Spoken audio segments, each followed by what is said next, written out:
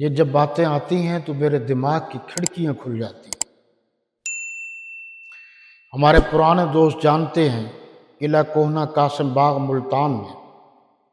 نگار خانہ کے سامنے جو بڑا پلاٹ ہے، اس میں سال میں ایک مرتبہ خلیفہ بلا فصل کانفرنس ہوتی تھی۔ میں بھی کرتا تھا، لیکن وہ میں ہی کرتا تھا، اس لیے میں اکیلا تھا تو ظاہر بات ہے کہ تھک گیا۔ تو جنگوی صاحب وہاں تشریف لاتے تھے ہر سال، اور پوچھ لیجئے پرانے لوگوں سے، جامعہ خیر المدارس کے مفتی اعظم حضرت مولانا مفتی عبدالستار صاحب رحمۃ اللہ تعالی علیہ، جو موجودہ بڑے مفتی محمد عبداللہ صاحب کے والد تھے، وہ ہمارے استاد تھے، اور ان کو مدرسے سے یہاں تک مولانا سلطان محمود ضیاء صاحب لاتے تھے، تو وہ جمعے والے دن پروگرام ہوتا تھا، جمعے کا عربی کا خطبہ جو پڑھتے تھے اس میں حضور صلی اللہ علیہ وسلم کی 4 بیٹیوں کا نام لیتے تھے۔ تاریخ گواہ ہے، علماء کا میں نے نام لیا، پوچھ لو۔ تو حضرت تشریف لائے، میں بھی جاتا تھا، میرے لیے تو ویسے بھی کوئی روک ٹوک نہیں تھی، میں سٹیج پر چلا جاتا تھا۔ تو انہوں نے ایک بات کی، آپ کو یاد ہوگا نشتر ہسپتال کے سٹوڈنٹس بھی اس پروگرام میں شریک ہوئے، تو حضرت مولانا نے فرمایا، اور وہ تقریر کر رہے تھے، یوں معلوم ہوتا تھا کہ آپ کی زبان سے وہ شعلے نکل رہے ہیں جو صحیح جگہ پر لگ رہے ہیں۔ سحر انگیز گفتگو، مسحور کن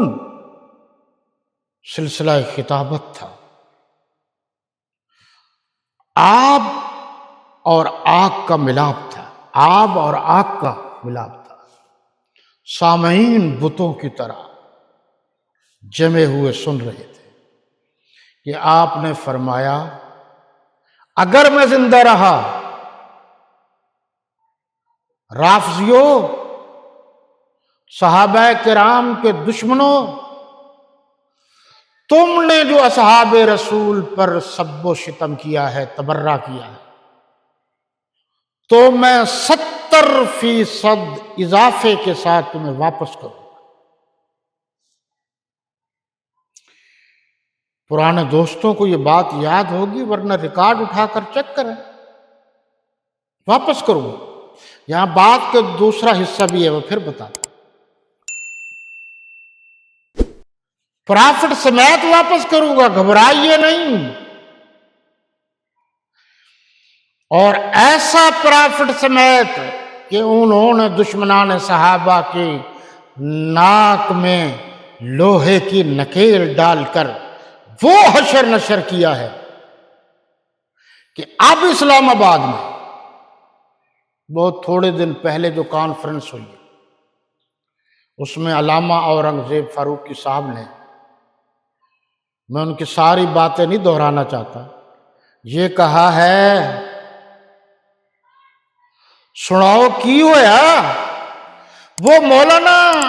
جنگوی صاحب والا 70% پرافٹ کافی ہے یا اس پرافٹ میں کچھ اضافہ کر دوں؟ میری بات چونکہ بہت دور تک جاتی ہے، اس لیے میں بہت احتیاط سے بات کرتا ہوں، آپ میرے اشاروں کو سمجھ لیجئے بس۔